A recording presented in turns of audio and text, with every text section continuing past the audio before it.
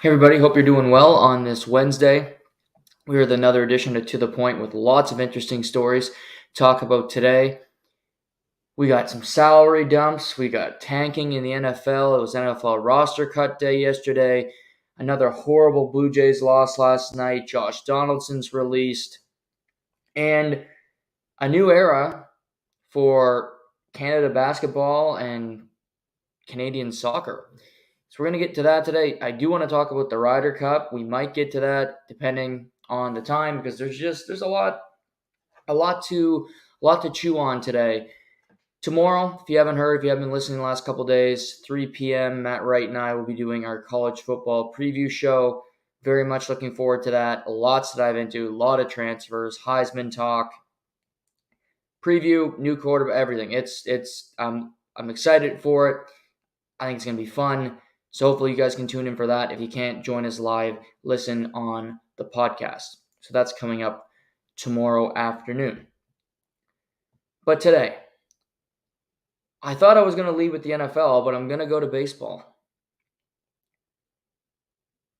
Last night, you're sitting around getting ready to watch some baseball or watch some sports in the evening, and I see something come up on my phone.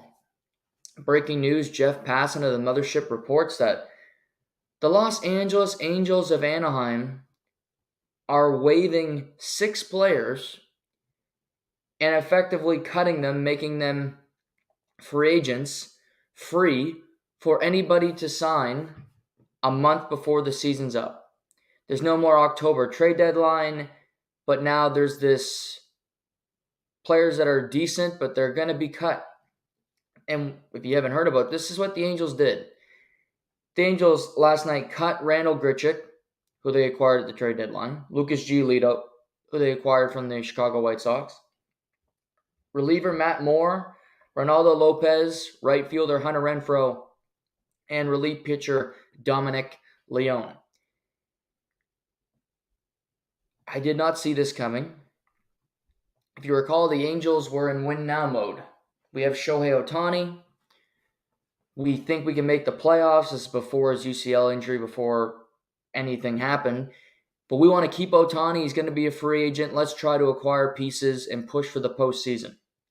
Angels haven't been to the playoffs since 2013. Mike Trout's played in 3 playoff games. Ohtani's played in 0. We've been through this. But let's go acquire these guys. Let's go all in. Let's trade our best prospects. And since then, they've been one of the worst teams in baseball. They have not won a series since the trade deadline. They split a few, but they lose more often than not. They're now 12 and a half games out of the final wildcard spot. Their season is over. Not to mention the whole Ohtani drama with his elbow. Is he going to need Tommy John? Is he going to leave? But they make all these moves. Grichuk from Colorado, Giolito from the White Sox. And we're going to push for the postseason, and it has not worked out whatsoever. So with a little over a month before the end of the Major League Baseball regular season, the Angels say, you know what? We can save like $7 million, which is what it will be with these contracts. Let's cut them. Let's shed salary and just move on. Well, there's 2 elements to this. Let's start with the owner, because you never start with the owner when you're talking about these things in sports, because the owner never gets the positive spin. So let's be contrarian. Artie Moreno says, my team sucks, and I don't want to pay a bunch of players to not make the playoffs, because he does that every year. I don't want to pay these guys if I don't have to. I'll call up players from AAA when the roster expands in the end of next week. They'll play the last month. They'll get some experience, and hopefully we'll sell some tickets. But if we don't, we had a pretty good season attendance-wise. So we'll just take it on the chin. Bad trade deadline, this, that, the other. But if we're looking at Artie Moreno, okay, he doesn't want to spend $7 million. Who would if you don't have to? So that's the Artie Moreno side. But then there's also, you pivot, you look at this. The Angels traded for these players because they thought they could win. We're going all in. We're trying to compete. In less than a month, because the Major League trade deadline was on July 31st, less than a month after you acquire these players, you cut them.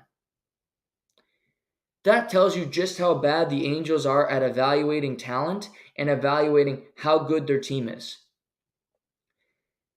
To me, the Angels trade deadline was simple. I heard from everybody else in the media, you have to go all in. Okay. You have to go all in. You have to do this stuff. It makes the most sense. You got to try to win with Shohei Ohtani. And yet here we are, August 30th, and the team sucks, and the team is worse after acquiring better players. And they've cut them. So what are they doing in Los Angeles? They don't know what they're doing. We have to try to keep Ohtani. Let's try to compete. But now we're going to cut them? I think you have to keep the players on the roster last month for optics alone. Just optically keep them on the team so that people don't realize just how pathetic you are. Just how bad it's been since the trade deadline. This just puts an even bigger light on the fact that you didn't know what the hell you were doing. Your gambles were horrible. You went all in with 6-deuce offsuit. There's no straight draw on the table. Nothing was happening. You're losing the hand, but you go, I'm going to bluff him 6-deuce offsuit. I got something here. And he calls you, and you know you're fucked. That's what the Angels did, basically. But it just looks, I heard Steve Phillips say this last night on SportsCenter. He said it looks absolutely pathetic, and that's the optimal word. It looks pathetic. Less than a month after trying to win, you're waving the white flag that you can't. That you can't win. The Seattle Mariners hardly did anything at the trade deadline. They've been the hottest team since. Now, this doesn't mean you shouldn't acquire players at any trade deadline. But I think Seattle looked around and said, we got the talent here to play. Coming into this season, not many people believed the Angels were going to be a playoff team. They might have thought Ohtani will win the MVP. Sure, they might have thought Ohtani will be a great pitcher. He'll be the unicorn. That's a given. But the only other things you can predict about the Angels is that Mike Trout's going to get hurt. Their pitching's going to suck. And they'll be bottom of their division. Which if the Oakland Athletics didn't exist, they would be. 4th out of 5 teams. Congrats. But Ohtani's got his UCL injury. You lose out on prospects that could have been available. And you have nothing to show for it. Giolito got traded for on a Thursday. He started against the Blue Jays on a Friday, and he was a disaster. He didn't have a good start with Los Angeles.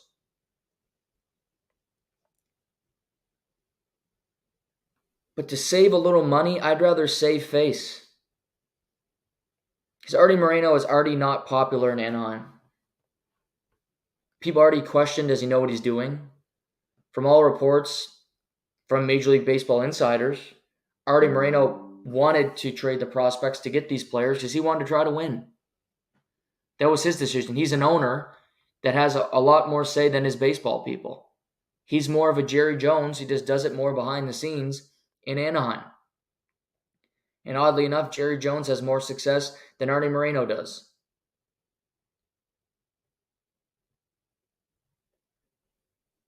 It's a sad state of affairs in Los Angeles right now. You might lose Ohtani, and you might lose some really good prospects in 1 year. You're going to have Mike Trout. And honestly, what the Angels need to do now, and I felt this before, If you can keep Ohtani and you want, and he will come back, you sign him, because you don't say no to a player like that. You do it just for the money. Just for the money the Angels made this year from Japanese markets is through the roof. He is so popular. It's incredible what his value is. So you take that if he wants to come back in the offseason. Sure. But if he wants to leave to go to Seattle because he's watching Seattle, it seems like a lot of fun. There's a lot of people in the ballpark. Julio Rodriguez, really good player. Teoscar Hernandez ain't bad. Luis Castillo might win a Cy Young. Why don't he go play there? Maybe. Maybe he'll make that decision. And if he walks, the Angels have one move. One. And it's a complete and total rebuild. Mike Trout needs to be traded this summer. He's got a big contract. You're not going to get a whole lot in return. He's an aging player. One of the best players in baseball history, no doubt about it. But his body breaks down every year. He spends more time on the IL than he does on the field. And you trade him. You get what you can for him. And you take it on the chin again and say, you know what? We need to get more prospects. We need to rebuild. Because this team has been, we're going to talk about the NFL later and what a team's doing. They have been middling in not even mediocrity. I guess mediocrity sometimes just sneak your way into a postseason. But they've been middling in just, we're going to spend money but not make the postseason, which makes no sense. We're going to spend big money on players, but we're going to miss the postseason year after year after year. And it's just, it's a bad existence. Because your fans hate you because you don't win, but you're also spending money, so you have a big payroll. Artie Moreno tried to sell the team last year, and he didn't have anybody that would pay his ask. So he still owns the team. I don't think he wants to own the team, because if you put the team for sale, it tells you want to sell. But you don't get your ask, you keep control.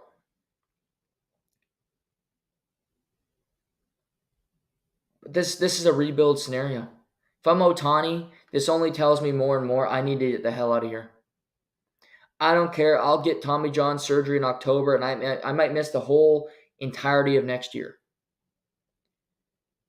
But I might not be able to pitch, but I can go to Seattle with Castillo and Logan Gilbert and George Kirby, where they have a pretty good staff already.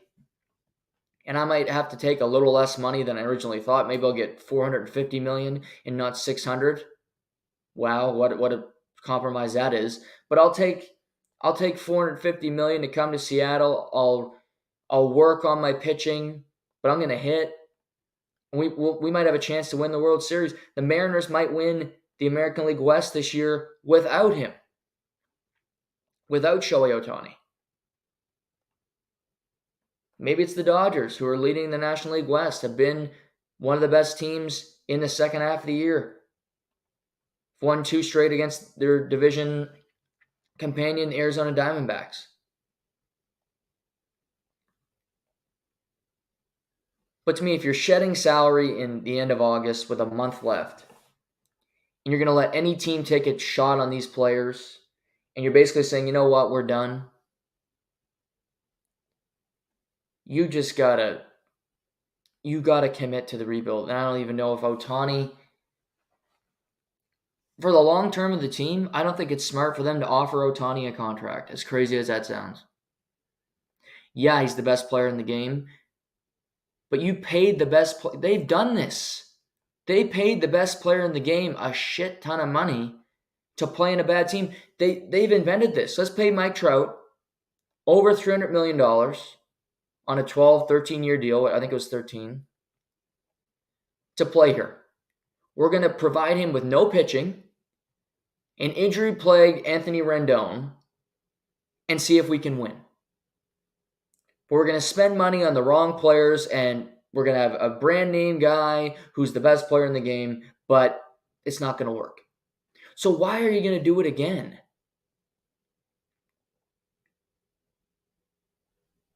It's hard to let really good pieces leave. And everybody in Los Angeles will hate Artie Moreno, but they already do. And if he wants to sell the team in the not too distant future, who gives a shit? I'm leaving. I'm getting out of baseball. I just need somebody to buy this team. I need somebody to come in and say, you know what? We really want to be a baseball owner. And it's a hard sell if you don't have Ohtani. That hurts, certainly.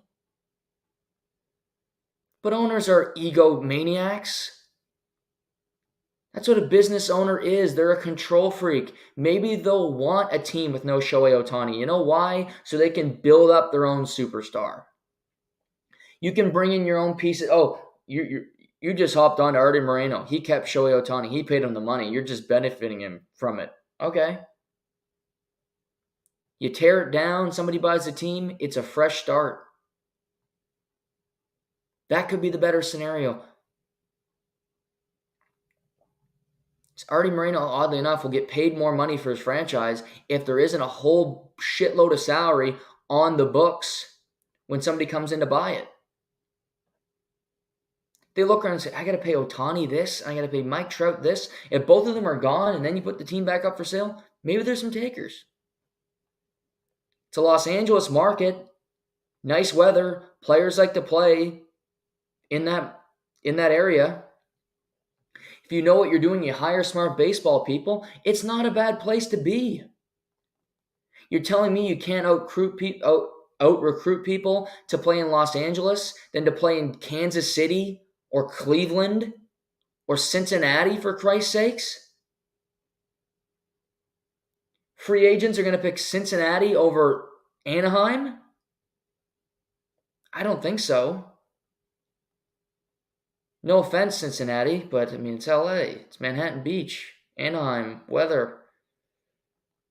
Need I say more? So, the Angels, they're constantly in the news, and for the wrong reasons. They look dumber and dumber by the day. And as I said off the top, I understand Artie Moreno not wanting to pay players when they're not going to make the postseason. But what makes it worse is that you traded for them less than a month ago. And you're saying, yeah, I was wrong. Let's just cut our losses. Can't get the prospects back. The genie doesn't go back into the bottle. You're stuck now. Your team is what it is. Your team wasn't good. I knew it a month ago. Oh, the Angels are red hot. Ohtani's playing really well. Were the Angels playing really well, or was just Ohtani playing at such a level that he overcame the shit pile around him? I'm going with Ohtani because I look at the rest of that roster and I go, to quote Jim Boeheim, it's not all that good. But they dump salary. Here's what I tell Angels fans. It's a little over a month before the season's over. Enjoy Ohtani while you have him. Because I believe come opening day of next season, in late March of 2024, Shohei Ohtani is going to be on a new team. And at the start, you're going to be upset. You're going to be mad that Artie Moreno lost another great player. And it's hard to say it'll be the right decision right away because you need him to make good draft picks and to pick better players. If it wasn't Artie Moreno, I could give you more confidence. But oddly enough, Shohei Ohtani leaving the Angels might be the best solution for your turnaround. Because it might help you get a new owner who hires better baseball people and puts you in a better direction.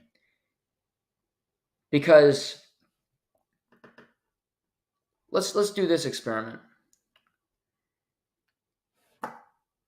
If you're going in to buy groceries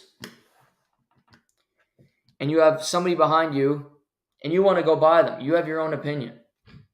And you know what's good for you. You talk to a trainer and he's telling you what to buy and you want to get shredded, lose weight, whatever. But somebody behind you is going, who's in not such great shape. Let's buy Fruit Loops. Let's buy some chocolate. Let's buy a cake and an Oreo fudge brownie ice cream, and you go home. Is that a good decision? No. You need somebody with intelligence. You need somebody with good wherewithal to buy the groceries.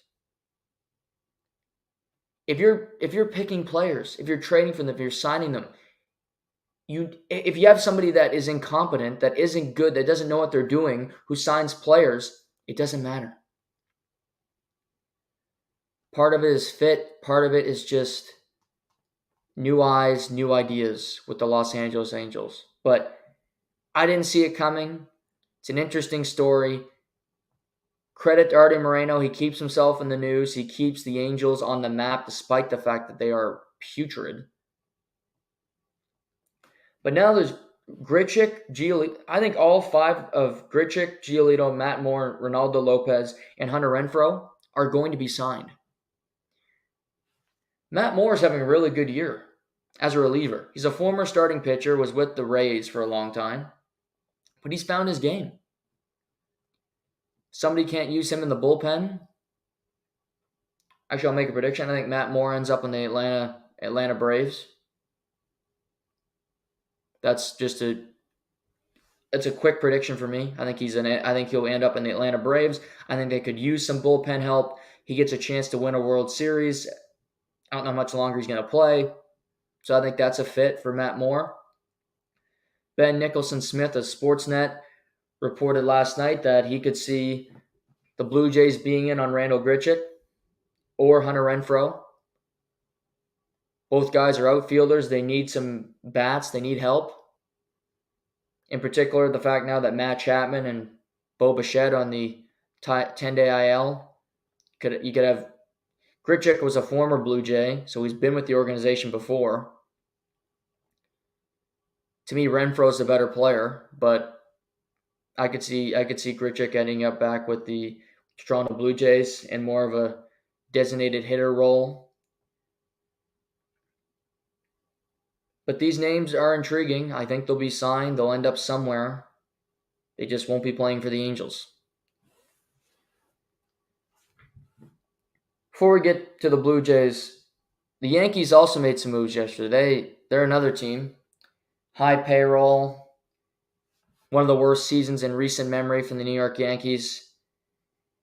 And they cut Josh Donaldson yesterday, who's having a horrible season. He's at the tail end of his career. And he's been injured the last little while. He's got more home runs than singles this year. Batting below 200. And the Yankees cut bait the last month of the year, knowing that they won't need him and that they're not going anywhere. So I have an aging 38-year-old third baseman on your team. It's kind of a sad story with Donaldson. That's how I look at this. Former NL MVP with the Blue Jays. Really one of the best seasons in Blue Jays history. And they cut him. He was not loved around the league, always, for sure. But he was great on the teams that he played with. If you remember the trade, Brett Lawrie for Josh Donaldson, straight up, basically. It was a fantastic trade. It worked out great. And now, he bounced around after that. He played for Cleveland for a while, and he played for Minnesota. And he got released. 37, he hit 207 with 25 homers and 77 RBIs over 165 games in 2 seasons with the New York Yankees. Played in just 33 games this season. Donaldson hit 142 with 15 RBIs this year. 10 of his 15 hits were home runs.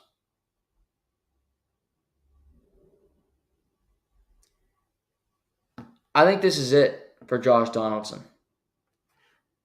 I don't think he's going to be a guy that gets claimed. Nelson Cruz was waived by the San Diego Padres. He was not picked up. And yes, Nelson Cruz is 43 and Donaldson's 37. But Cruz is an everyday DH. Donaldson cannot hit anymore, and he's not an effective enough third baseman to bring him in on your team. Just the injuries, the wear and tear of baseball, and the fact that I don't think he's that well liked and he can be kind of a pain in the ass to deal with, I don't think he's going to be claimed. He'll be remembered fondly for playing in Toronto, but after he left the Blue Jays, he was never really the same again. Never had great numbers, never have found a great fit. And a very solid career for Josh Donaldson. It was always Jose Bautista or Josh Donaldson on those Blue Jays teams. I always thought Donaldson was the better player. He won the MVP. To me, he was more important to the team all in all. But he was eligible to come back, and they released him. So, a difficult day for him. I'm sure he'll be paid the remaining salary throughout the rest of the year. But Josh Donaldson released. They also put outfielder Harrison Bader, who they traded for a year and a half ago from the St. Louis Cardinals, on waivers. So they also release him. He'll be eligible to be claimed by all other 29 teams. But now Bader's gone, Donaldson is gone. So you see the teams who have high payrolls, who had high expectations, that are failing and are going to miss the playoffs, say, you know what, let's cut bait and move on. Our rosters will expand. We have to play out this last month. Harrison Bader is not needed. Josh Donaldson is not needed. Players in Los Angeles, no thanks. Harrison Bader is a player that 100% I believe will get claimed by somebody. It's a center fielder that is pretty good defensively. He's got some range back there. But it's something when you make a mistake or the team's not going well, maybe this is a new trend. You just start dumping salaries, throwing players overboard.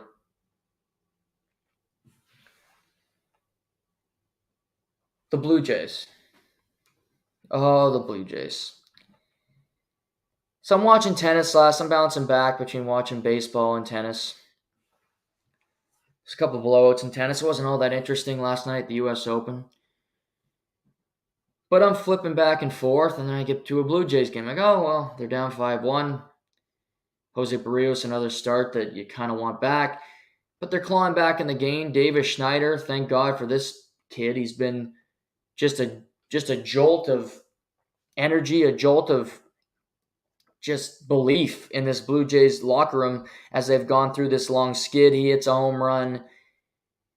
But then you go in the 8th inning, and you have Alejandro Kirk on third base. It's a 5-3 ball game, and Dalton Varsho comes up to pinch hit.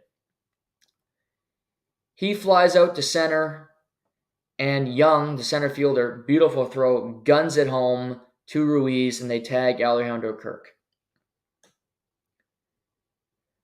I don't know about you all if you're watching the game, but when Alejandro Kirk doubled in the 8th inning and he got to second base, I thought immediately, okay, they're going to pinch run for him. He got a double. He was 0 for 3 prior to this at-bat, so not exactly like he's having a great game. He's by far the slowest person on the team. Let's pinch run. But they decided not to do this. They decided to keep Alejandro Kirk on. They did score a run that would make it 5-3, but he goes to third base, and this happened. And John Schneider said something after the game like, no, it was not in the cards because it was the 9th inning and it was a one-run game, we would have done it. It's interesting. Because in the 9th inning, they got one run. They had bases loaded. They could only score a run because they can't hit with runners in scoring position because they're incompetent. But they got one run in the 9th, so that would mean if they would have scored on that fly, that would make it 5-4. They would have at least tied it. You go to extras. against the Nationals. Worst case, you go to extras, you take your chances. But because it wasn't the ninth inning, you don't pinch run for them. They haven't pinch run for guys in the seventh and the eighth. Oh, they have. They pinch run for Alejandro Kirk in these situations all the time, but John Schneider didn't want to admit he made a mistake. Didn't want to be a man and admit that he was wrong, that he was stupid. So, last night's John Schneider. The Blue Jays' issues primarily this season have not been a John Schneider issue. Could you look at him, okay, made a bullpen mistake here or there, he shouldn't be in this situation. But overall, I think he's done the job decently well. But last night was an inexcusable mistake.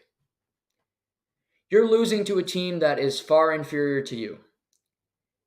You know you need to win this game because if you're not scoreboard watching, you should be. Texas Rangers had already beaten the Mets by this point. The Astros were up 6-2 on the Boston Red Sox en route to their second straight win at Fenway. And the Mariners ended up losing, but the game only started later. But it doesn't matter. You're chasing Houston at this point because they're technically last in the chase for the AL West, but it's all close. But you just need to win. Doesn't matter. Yes, you can look around and say, okay, it's even a bigger deal if you win tonight because at least Seattle would have lost. We need to win every damn game. We got the Nationals and the Rockies, then the Athletics and the Kansas City Royals. Our schedule is never getting easier, and we only have so many games left. So with all that being understood, they don't pinch run for Alejandro Kirk, and it burns them. And you can say, well, we didn't have players to... No, you did. You did have a guy on the bench. You called him up because you put Bo Bichette on the IL. You put Bo Bichette on the IL so you could recall this player. You put a player on the injury list so you can have somebody fill his spot for these type of situations. Yes, Espinal had been used up, and you had a pinch hitter with Kevin Biggio and everything else, but you had a player on the bench. You did have a player, McCoy, who was called up, is on the bench, and I've never heard of McCoy, but I know he's faster than Alejandro Kirk. I know that defender. I don't even need to look at him. He could be stumpy. He's faster than Alejandro Kirk. So it's just so perplexing. The arrogance and the stupidity behind his answer, but just the in-game decision not to pinch run. What the fuck are you doing? Do you want to make the postseason? The players might not think they don't want to because the way they play.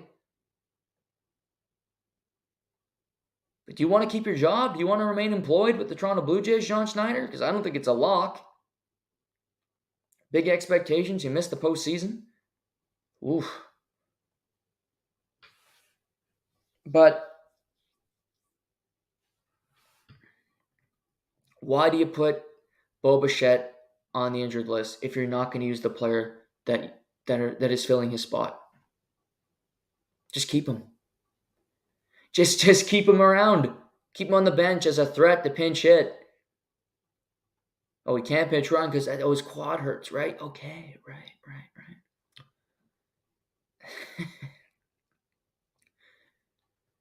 The Blue Jays finished their series against the Nationals today. But if you're watching that game and you had any thought like me, okay, they're going to pinch run for Kirk, and they didn't, this isn't revisionist history. This was just in the moment. I'm like, okay, why aren't you? He's the slowest person on your team. How about 1 out in the 8th? He's on third base. You can pinch run for him then. Doesn't have to be in the moment. Just get somebody out there. No? Okay. Now the 3.5 games out of the final wildcard spot. Finished their series against the Nationals today before they head out to Colorado. But it doesn't matter. They can't beat anybody right now. Just this simple... They're in close games and they don't win them more often than not. You can't get a clutch hit. You can't make a good base running decision, and it completely falls flat.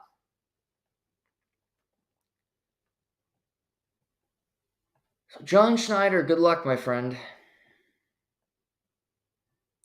The Blue Jays need some help. No Chapman, for the next little while. No Bichette for the next little while. Need players to step up, and I wouldn't be surprised if at least one of those Angels players ends up a Blue Jay. But an inexcusable loss last night to the Washington Nationals. To football. The Arizona Cardinals are an interesting team. If you remember the offseason last year, they were in a bind because they had to decide whether they wanted to re-sign Kyler Murray. Do we trust Kyler? Can he stay healthy? Is he our guy? Well, in all that pondering, he didn't love the team, thought, well, maybe I'll ask for a trade. So they give him a contract extension worth a pile of money.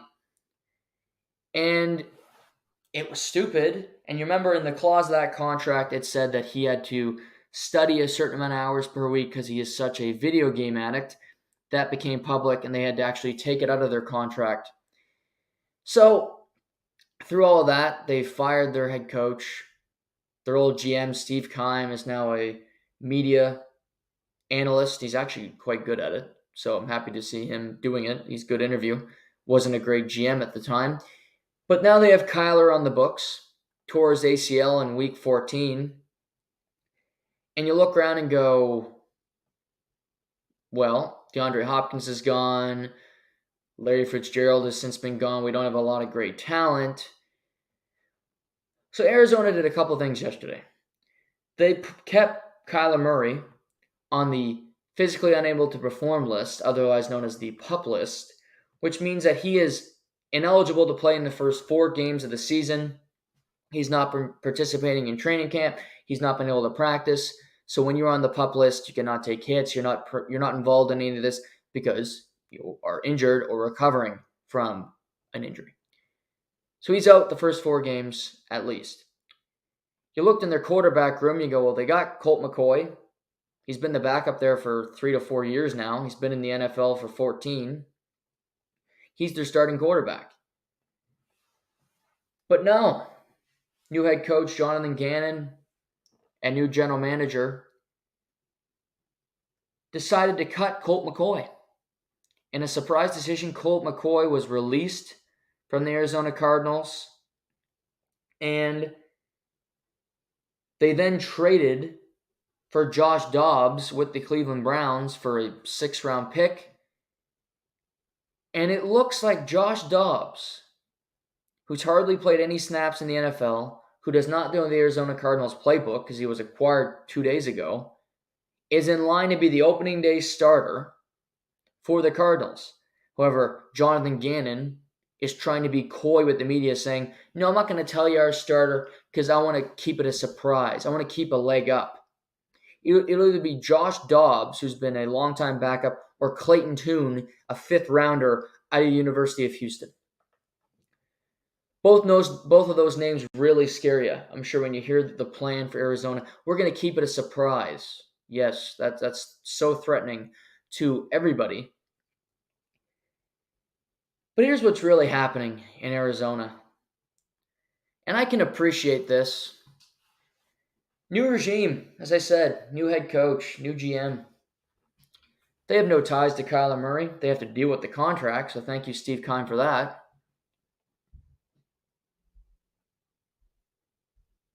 But the Arizona Cardinals are tanking even before the year starts.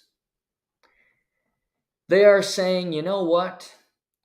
We can't ask players to tank because that's against the rules, and players won't because they have too much pride.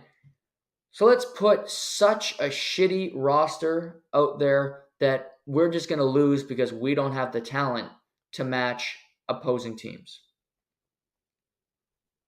Josh Dobbs, Clayton Tune. Arizona wants Caleb Williams, the quarterback, the reigning Heisman Trophy winner, who Matt Wright and I will discuss tomorrow, at the University of Southern California. He's fantastic. He's the closest thing to Patrick Mahomes that I've ever seen. And you can hear other people make that argument with other players. This dude, you can actually say it. He's got all the making of being a Patrick Mahomes type NFL quarterback. So Arizona looks around and goes, kind of sick of Kyler. Doesn't work all that hard. Gets injured. Small quarterback. Let's move on. Let's upgrade the position. We'll deal with this money next summer. Well, let's lose some ball games so we can get Kyler Murray. So we can get Caleb Williams. Freudian slip.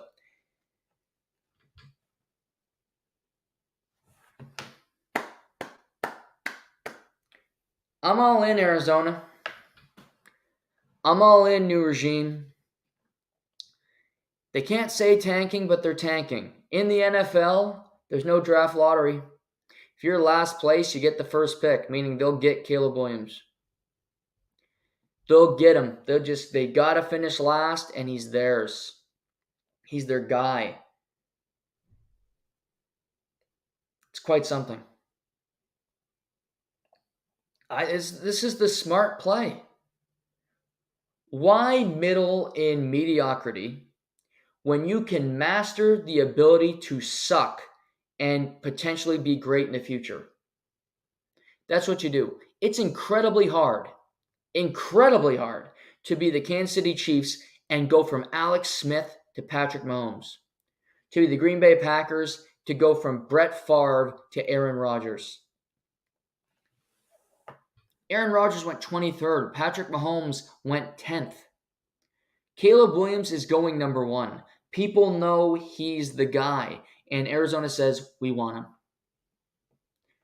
We want him. We need him because Kyler isn't our player, and this is what I think is going to happen. Kyler's on the PUP list to start the season. I don't think he'll start a game this year. I don't think he'll start a game, and they'll put him on ice, whatever they have to do, because they don't want to win. Kyler will help them win. He will give them the ability to compete in games.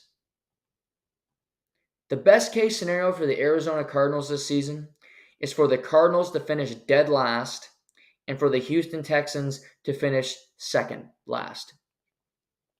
Because they own the Houston Texans' first round pick because they traded with them last year so that Houston could take Will Anderson Jr.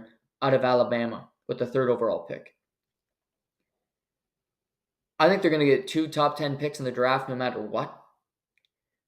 So they're going to be in good shape to draft 2 players to the future of their franchise. I don't love tanking, but I understand it. It's a necessary evil. It's something that teams absolutely should do. Because why be average when you can be horrible for a little while and then potentially be great? Arizona won't turn it around in 1 year if they just get Caleb Williams, but they'll be closer. Because I think he's better than any of these rookie quarterbacks coming in this year, Anthony Richardson or C.J. Stroud or Bryce Young. He's better than all of them. He won the Heisman last season as a sophomore. He comes in this year as a junior looking to win another one. Then he'll go to the NFL. Arizona, Kyler Murray's got a lot of money left, and they'll have some dead money they'll have to put against their cap, and it will hurt them to get more players to play with Caleb Williams. But get Caleb Williams first. Have a year where you're terrible. The Coyotes stink. The Cardinals are going to stink. Hey, the Phoenix Suns are going to be pretty good. We hope. Bradley Beal and Kevin Durant and Devin Booker. So one of the teams in the area will be good. You'll have the Rocket Mortgage people can look forward to. But the Cardinals, if I'm a fan, I'll take 1 to 2 years of crap. If I can get to a playoff every other year and have a quarterback of the future, I don't care what sport it is. You just need to have faith that the player that you're drafting is going to be good. And I'm telling everybody, Caleb Williams is going to be great. So I have no problem with the Cardinals saying, you know what? I kind of hate our team right now. Our talent stinks. Our quarterback's a pain in the ass. Let's move on. And for Kyler Murray, as many flaws as he has, as many warning signs as there is on him as a prospect, as a person, as a player, there will be plenty of teams knocking on that door because There's a lot of bad quarterbacks in the NFL. There's a lot of teams that would gladly take Kyler Murray as an upgrade over their current situation. What if Tua flames out for the Dolphins? If Tua gets another concussion and the Dolphins miss the playoffs and it's just a disaster, would Miami trade for Kyler Murray? Wouldn't rule it out.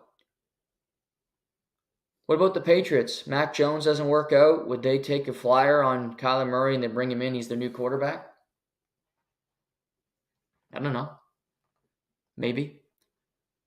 Arizona, they move off Kirk Cousins. Is Kyler Murray a better quarterback than Kirk Cousins, depending on the grade they have on him?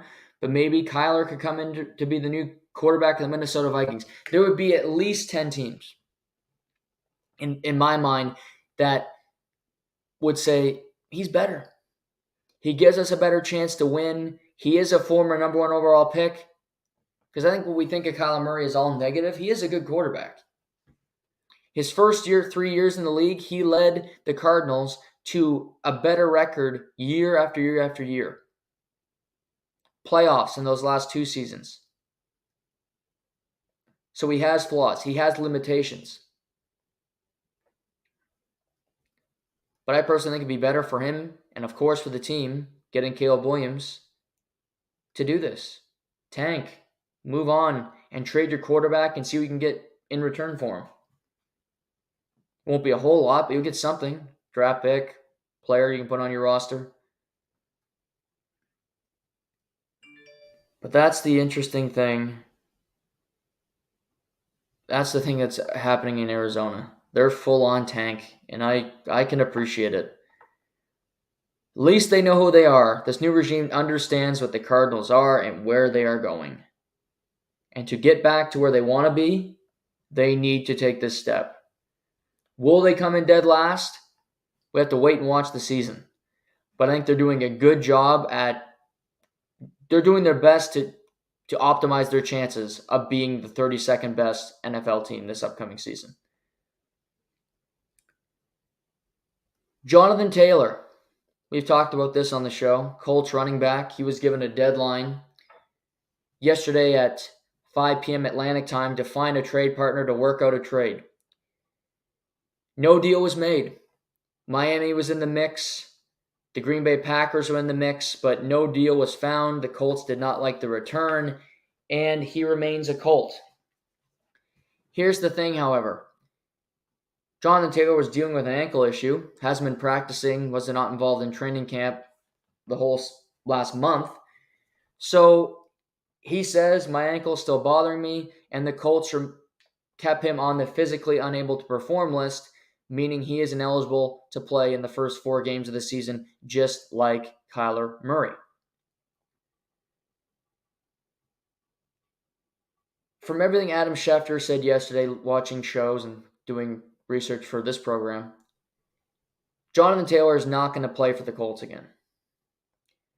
He hates the situation, hates his contract. He's only due to make $4.3 million this year. He can be franchise tagged after this season like his position mates Josh Jacobs and Saquon Barkley were for their respective clubs. So I think he's looking at his future, and he doesn't like it. He doesn't like his owner, Jim Irsay, and he wants out. I understand that. He is one of the best backs in the NFL. And what I think happens now is he's traded. October 31st is the NFL trade deadline. I think he is moved by then to another team, but I don't think he plays. I think he can say, my ankle's bothering me the rest of the year and get away with it. That's just the way it's going to happen. He's sick of the Colts. He doesn't like the way they do business. And that's my read on what's going to happen. Is that he will remain there on ice, kind of away from the club, and eventually he'll get moved. Maybe it's to Green Bay, which was a surprise team because they already have Aaron Jones, they already have A.J. Dillon. I've said the Cowboys make a whole lot of sense. The Miami Dolphins make too much sense. I think the Dolphins should really look themselves in the mirror and go, what did we do here? They should have ended up with Johnathan Taylor. They need Johnathan Taylor. They're trying to win, help Tua Tagovailoa. Raheem Mostert's a good running back. He's not a great one. He's a good player, not a great player. But they couldn't make the deal work. Maybe the Colts were only willing to accept a first-round pick, which is a lot for a player who was injured last year. I understand that. But he's a good player that's just going to remain on the sideline, which is tough. Tough to accept, for sure. But no Johnathan Taylor trade. He remains physically unable to perform. This is his way of holding out. He'll still get paid his game checks during that time. Von Miller will also be out the first 4 games of the season. He was recovering from a torn ACL, not ready to return yet, so he's on the PUP list. He'll miss the first 4 games of the season. 2 big games in that. The Bills open their season at the Jets, and they also play the Dolphins in week 4, so Von Miller will be out for 2 divisional games during that absence, which is a big deal because they need him. They need Von Miller. He is their best pass rusher. He's the best player on that defense, even at his advanced age. Multiple-time Super Bowl champion. The Bills are very upfront. Their goal this year, win a Super Bowl or nothing else. So not having Von Miller for 2 divisional games, one that is on the road at MetLife Stadium in East Rutherford against the Jets in week 1, not a great situation for the Bills. Other news around the NFL. Nathan Rourke, formerly of the BC Lions, remember him? Great player last year. Signed with the Jags in the offseason. He was cut. Not a big surprise because he never really got a chance to be the backup quarterback. After his highlight reel play in week 1 of the preseason, head coach Doug Peterson said, no, we like CJ Beathard. We like the veteran backup. So we've already decided. So they cut him. It was announced a little earlier that he cleared waivers. So he will be on the Jacksonville Jaguars practice squad to start the year. A little surprised he didn't get more play. He didn't get more of a look. He played very well in his preseason action. I think he earned the chance. He earned his stripes as an NFL player, certainly, to be in those situations, at least be on a roster. I'm not saying to play every week. But when you're on the field, that's all you can do, and he played very well. A team that maybe would have taken a chance on Nathan Rourke were the Cincinnati Bengals. They instead signed Will Grier, who played with the Dallas Cowboys. I talked about they traded for Trey Lance. Will Grier played the entirety of their final preseason game. He balled out 28 for 33, 335 yards, 3 touchdowns, and 2 rushing touchdowns. So he joins the Bengals. He will be behind Joe Burrow in the depth chart and Jake Browning. I think he could be the backup quarterback by the end of the season at the latest, because I just think he's a better quarterback than Jake Browning, and he's pretty good all around. But good for Will Grier, earning another spot in the NFL after his great performance. Patriots, they cut Malik Cunningham, who was a quarterback at Louisville. He was playing some quarterback, some wide receiver in training camp. I think they're going to bring him back. If I have another team, I try to claim him because I like Malik Cunningham in a variety of different ways. And the Patriots also cut Bailey Zappi, who was their backup quarterback last year at Western Michigan.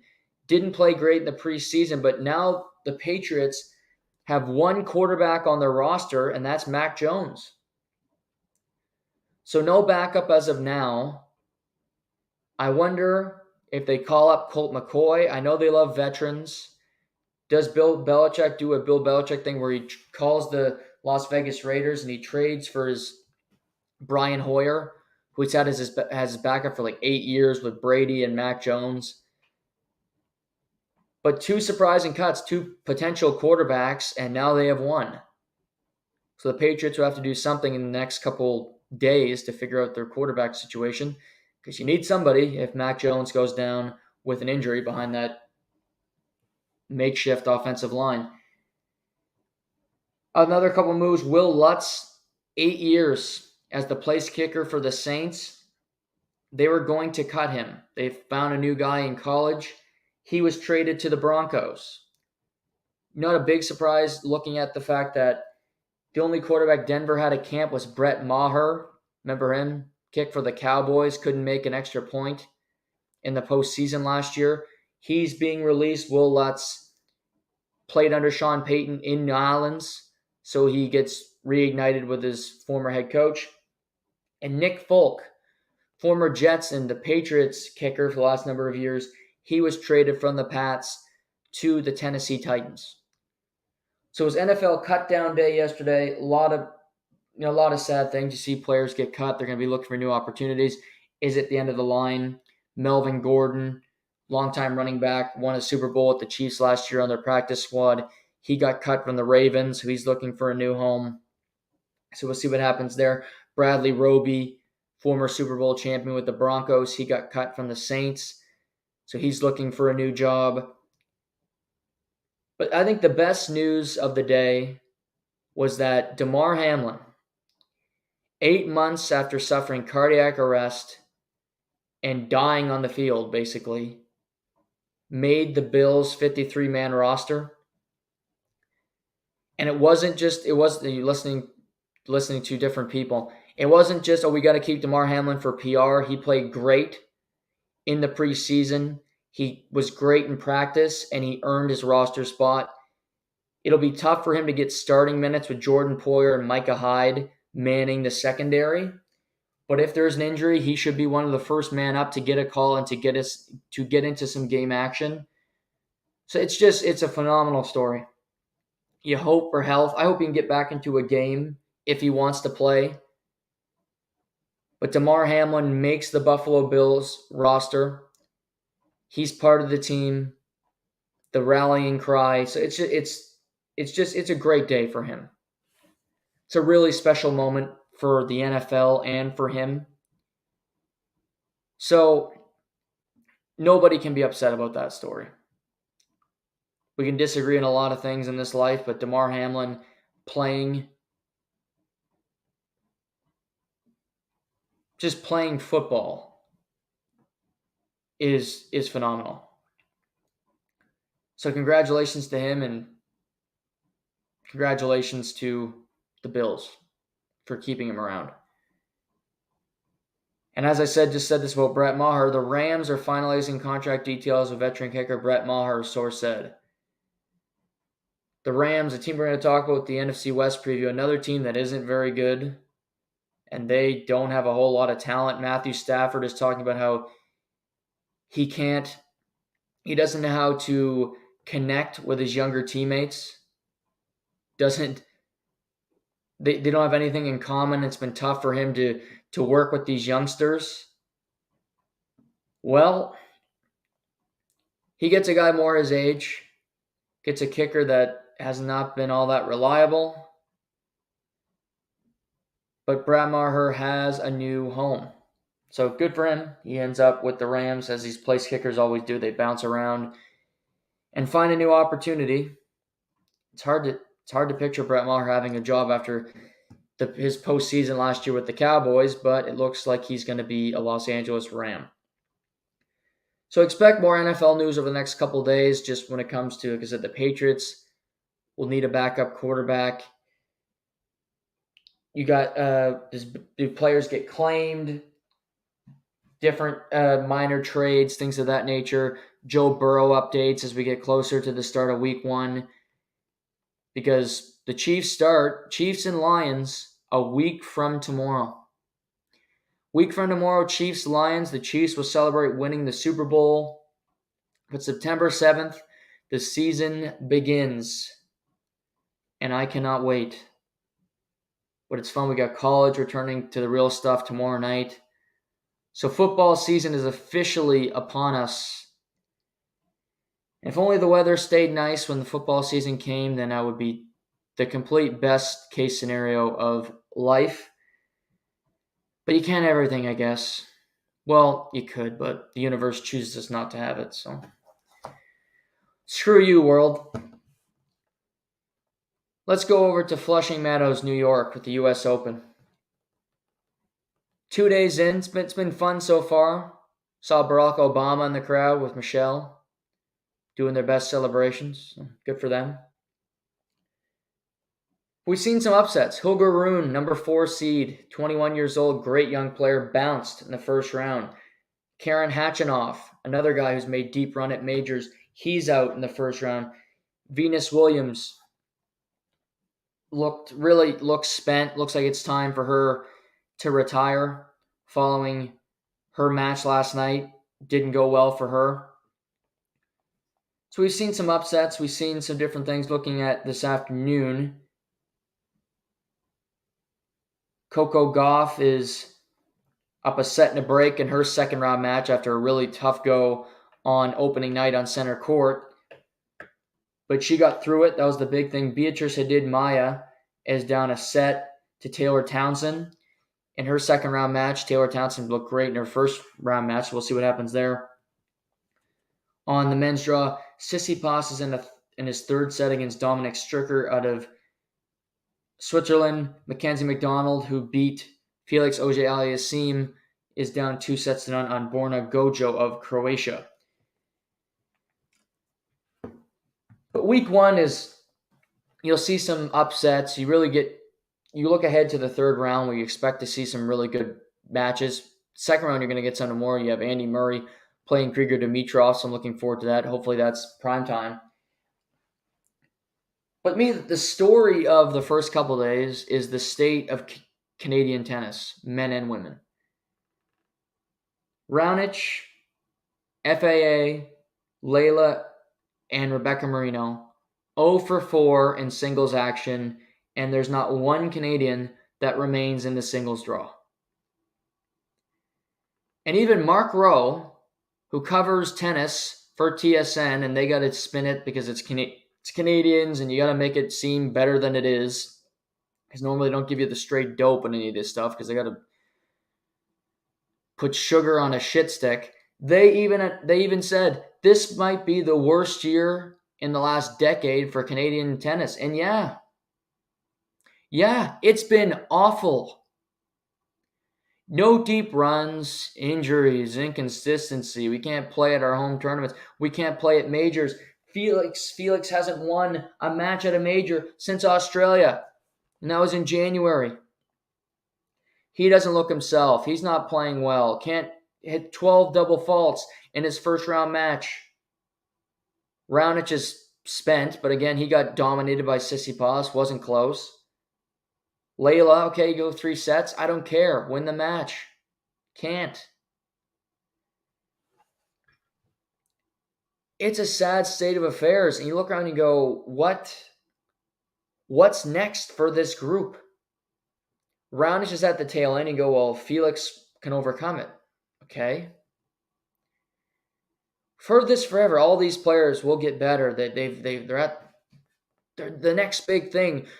Felix, Dennis, they're in the next great group of young tennis players. We heard that like 3 years ago. And they haven't really broken through. Dennis got to a semifinal of a Wimbledon, but he lost in straight sets to Novak Djokovic. But this is all first round. This isn't like, okay, we all lost in the third round. At least we almost made it to a second week. All out in the first 2 days. Felix seeded, out. Layla nearly seeded, lost, out. Rebecca Marino won in the first round at the U.S. Open last year. She's done. Layla made it to the U.S. Open final, for Christ's sake. She can't win one match.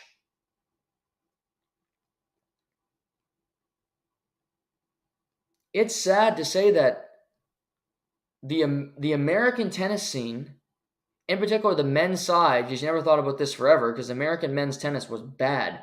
When Andy Roddick retired, it was a set, because the best player they had was Big John Isner, who won his match yesterday, but his next loss, he will retire for good. He was the best tennis player in the country. And behind him, you going, well, Sam Querrey was right on his level. And Sam Querrey was no good. But that was their state. You know, look, they got 2 guys playing on primetime tonight. You might go, well, they're playing primetime because they're American. No, they're playing on primetime because they're both seeded in the top 10. They're both seeded there because Tiafoe made a semifinal last year. Taylor Fritz made a semifinal in Australia. They go in deep runs at Masters 1000s events. they can win a match at a major. Looks like Mackenzie McDonald's going to lose, but at least he won a match. He beat Felix. He beat the Canadian in the field.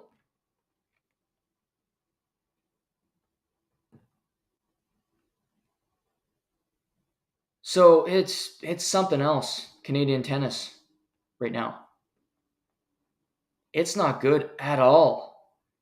Taylor Townsend just won her match. American woman, through to a third round.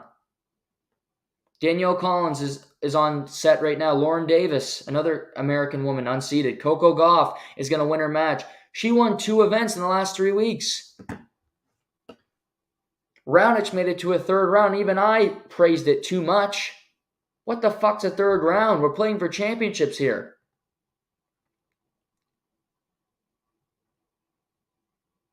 But through it all, Hurkacz survives and Dimitrov survives a 5-set match yesterday. Great.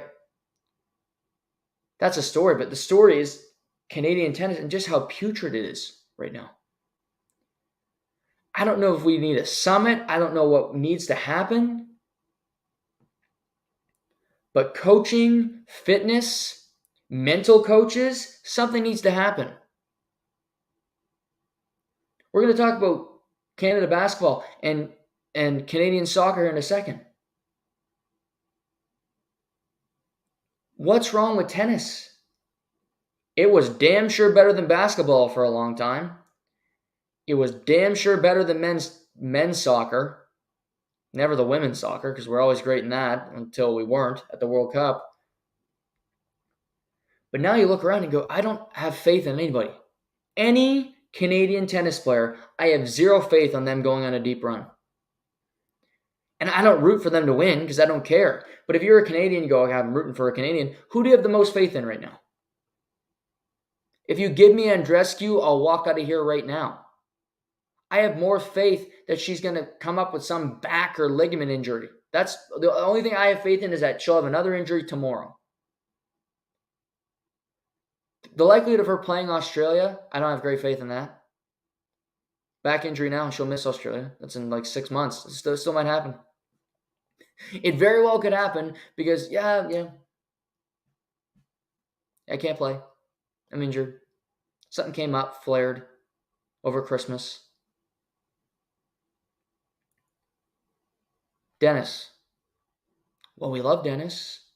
He's fun, energetic, but he loses his mind sometimes. He's yelling at his box. He's the second coming of Andy Murray, except he can't win a major. Got the temper of Andy Murray without the production, without the results. Felix, I don't know. I thought he was the best of the bunch. Despite the fact that Bianca won a major, Felix, you look at him and go, wow, this guy's got all the talent in the world. He's got a serve. He's got a return. He's smooth out there. He's in phenomenal shape. He can make drop shots. Played Mackenzie McDonald the other day. He's in long rallies, and he just seems to give up. Any long rally went longer than 12. He unforced error. 1540, pressure moment, double fault, number 11.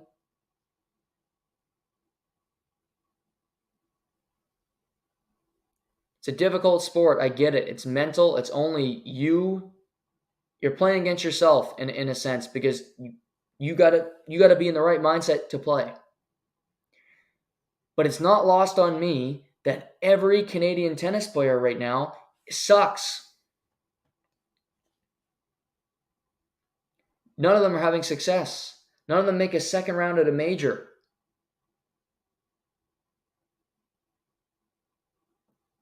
The U.S. Open, the final one of the year, many would argue the biggest major of the season, because there's more eyeballs on it. It's a better time zone than you have in London, England. And this is the showing. This is the egg that you lay. Oof. Sad state of affairs for tennis in Canada right now. Tonight at the U.S. Open, and Coco Gauff just won her match. She's through to the third round. Kvitova, Wozniacki on Ash. It's a fun match. Looking forward to that. I got Schweintek's playing this afternoon, so she'll be in action. the world number one. Djokovic is on court against Bernabe Zapata Morales from Spain. And like I said, you got Tiafoe, and then you have Taylor Fritz, the number 9 and number 10 seeds, in action this evening. So prime time at the U.S. Open should be some fun. I'm not the biggest soccer fan. I've been tracking it more in the last couple weeks because of Lionel Messi coming over to Major League Soccer. So kudos to MLS for getting that done. But one name I did know, because if you live in the country of Canada, even if you don't know soccer, you know the name John Herdman. Because he was the coach of the women's national team for a long time, a lot of success. Getting that program to where it ultimately ended up, where they won the Olympic gold medal, and one of the best moments, I would argue, in Canada's sports history. The golden goal, certainly right up there. Paul Henderson. But you look at it and go, I watched that entire game. I was at work. I was watching it on my phone, and I was streaming, watching Canada, the Canadian women, beat the United States in the semifinal and then win in the gold medal game. It was a phenomenal moment. It did a lot for women's sports, and it was just phenomenal. But John Herdman left the women's program to co-coach the men because the men have been in such disarray for such a long period of time. They haven't been good in 40 to 50 years. But they qualified for the World Cup this past year. They went there, they didn't win a game, but they qualified for the World Cup, so that was meaningful. They beat the United States in qualifying. But now, after the fact, they're gearing up for a World Cup in 2026, where games will be played in Canada, Mexico, and the United States. And John Herdman, a couple years away from coaching, and obviously being a participant in this World Cup, decides to depart the men's national team to go coach Toronto FC in Major League Soccer. Toronto FC, who I looked it up because I didn't know this, are in dead last in the MLS in the Eastern Conference. They stink. They just fired their manager, Bob Bradley, and it's the worst season. Josh Cloak from The Athletic said this, the worst season in TFC history. So John Herdman's leaving the national team with the World Cup on the horizon to go coach the worst team in MLS. Wow. In the worst season in franchise history. That's something else. That's a time to go coach this team. To leave with an opportunity like that. All you hear about soccer, whether it's the women or the men, is this: there's no funding. They're not spending any money. They're not doing anything to promote the program, to promote, training, getting players better, to augment the game. And this tells me John Herdman's leaving because he doesn't think the team can be all that successful. I think he's leaving the national team while his stock is high. If they go out in the World Cup and they get embarrassed at home, if they're playing in the Copa America, which next summer is an event that they'll be able to play against Argentina and Brazil and tune-ups prior to the World Cup. If they get destroyed in these events, he doesn't look like such a good tactician. He won't be regarded as an elite coach and get, the type of money down the line that he might believe he's worth. So he leaves for an MLS job during this. Wow. I think the men's national team has to make a hire that excites people. Because seeing a coach, everybody knows John Herdman. He talked about Croatia at the World Cup and saying we want to kick their ass and this, that, and the other thing, and we're going to go out there and whoop them. But he's been really successful. He's had a great feel with the women's and men's national teams, and he's leaving it just before a World Cup. Why would you do that?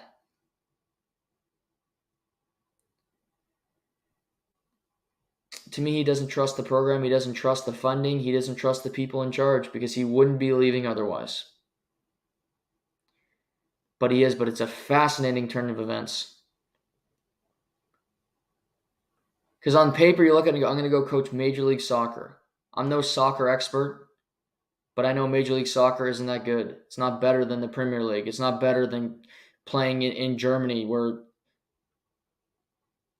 Johnathan David and Alphonso Davies are playing right now. It's not better than Italian soccer, coaching at Barca or anything like that. Messi might be over here, but he's the one player I can name in MLS other than maybe like Michael Bradley. I think he might still play for TFC. So Jose Altidore still play? I don't know. But you're leaving the national team to coach against these big countries, to coach for MLS against the New York Red Bulls and the Montreal Impact and the Vancouver Whitecaps. Doesn't sound as glamorous. Hopefully got a good paycheck, but if I'm sure people that are more educated on soccer than me think that this is way more alarming and believe that this is real trouble for the men's national team and their outlook for the World Cup in 2026. Now, on the opposite side of that coin, there's Canada basketball, who are currently playing in the FIBA World Cup, and they went 3-0 in the preliminary round, beating Latvia and beating France. So they go 3-0. Shai Gilgeous-Alexander might be the best player in this tournament. Even better than any American team, but they're 3-0, and now they know they're going to be playing Brazil and playing Spain in the second round. They got Brazil tomorrow morning and Spain on Sunday. But Canada basketball is a joke for a long time. Nobody would show up. They couldn't qualify for the Olympics. But Canada is producing some really good basketball talent. I met Shai Gilgeous-Alexander, Kelly Olynyk, and we don't even have Jamal Murray because he just won the Larry O'Brien. He doesn't need to play. I already said this. I don't blame him for not playing. This isn't Olympic qualifying or anything like that. But you look at the team with R.J. Barrett and the talent that is in the NBA now from Canada. It's quite staggering. It's awesome to see. And I might be getting ahead of myself because the American team's really good. Anthony Edwards, my favorite player in the NBA, is rocking out. And you have Brandon Ingram over there and Austin Reeves. They got a good team. But their big boys, so to speak, aren't over here. Sure, Jaren Jackson Jr. is Defensive Player of the Year. He's great. There's no LeBron. There's no Steph Curry. No Kevin Durant. The names that you think of when you think of Team USA and them winning gold medals at the Olympics. I don't think it's out of the realm of possibility that Canada will win this entire thing. Spain will be a tough test on Sunday, but Spain's an older team. I think Canada's better than them, and I think Canada's going to win. We've beaten France. France with Rudy Gobert and a bunch of NBA talent. We crushed them. They're not making the second round. Really an embarrassing performance for France. I think the Americans are tough, certainly. But at the very least, could Canada get to the final and face the United States? Maybe you lose that game. But I think they can get to the gold medal game in this tournament and compete for it. Because I think Team Canada is as good as any other team. Absolutely. Maybe if Antetokounmpo was playing for Greece, okay, they'd be a tougher team. They'd have a tougher test. Credit for Luka Doncic for playing for Slovenia. Canada's better. They got one guy. We got a team full of guys that are pretty damn good. Americans will be a tough out. Spain is not an easy win, but I think Canada will get that win on Sunday. But you never see this with Canada. They were a joke forever. They were a doormat, and they're not anymore. They're a team that can compete. They're spending money on the program. They're developing talent. Basketball in Canada is more popular than it has ever been. RJ Barrett going high in a draft. RJ Barrett being Canadian, being highly recruited and going to Duke. That's a big deal in of itself. But you pump through. I've always said this. I think Vince Carter playing in Canada really helped Canada basketball. Now that was in 2001, but you're talking about 20 years ago. RJ Barrett's in his early 20s. Vince Carter got people excited about basketball because he was entertaining and he did things that other people just didn't do. And Vince Carter was vilified because he went and got his graduation ceremony. And yes, the Raptors didn't beat the 76ers in 01. But he helped garner interest. He helped the next group of players to say, I want to try basketball. Because it looks pretty cool. It looks fun. We can actually do it in this country. We have a team that is going to stick around, unlike the Vancouver Grizzlies, who departed. But I'm watching this tournament now. I'm invested. Watched the Americans yesterday. They look good. But I think we could be on a collision course for Team USA versus Team Canada for the ultimate winner of this tournament. But I'm in. But I think SGA is the best player in the tournament. Other news, big fight announced, UFC Vegas 82, Brendan Allen versus Paul Craig, middleweight, headliner, 5 rounds. Brendan Allen's on a roll. Paul Craig just got his first win at 185 pounds in London last month. So, a fun fight. 2 interesting styles, 2 guys who don't mind getting the fight to the ground, 2 good grapplers, 2 good wrestlers. So I'm looking forward to watching that. Ryder Cup, might save that because I got some thoughts. Justin Thomas gets picked. Not a huge surprise because it's a kind of a old boys club there, but that's ongoing. The rest of the day, what we got? We got some baseball in Baltimore, 4-4 in 2 innings between the White Sox and the Orioles, so crazy start to that game.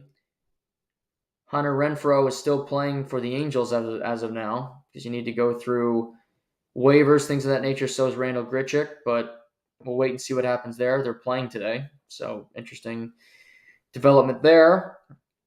We got obviously the U.S. Open ongoing. Blue Jays play this afternoon against the Nationals.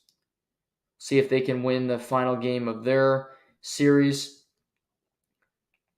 And then tomorrow, Matt Wright will be on with me, preview the college football season. Regular show on Friday, we'll preview UFC Paris. We're going to talk about the college football games in week 1, betting lines, things of that nature, so that those are coming back on Fridays on the program. The Maple Leafs extended Sheldon Keefe. I'll talk about that more on Friday. There's a controversial hiring in the WHL involving a head coach who was in the news a number of years ago. I want to get more details on that story before I comment on it. So we'll talk about that and any other news in the world of sports. So enjoy the rest of your day. Join us tomorrow for a fun chat on college football. I say this every year. I love the sport. I want to get you guys more and more invested in it. I think I can. Just give it a chance. But even if you don't like college football, join and listen because we like you guys hanging out. So, enjoy the rest of your Wednesday. Take care. Talk to you tomorrow. It's to the point.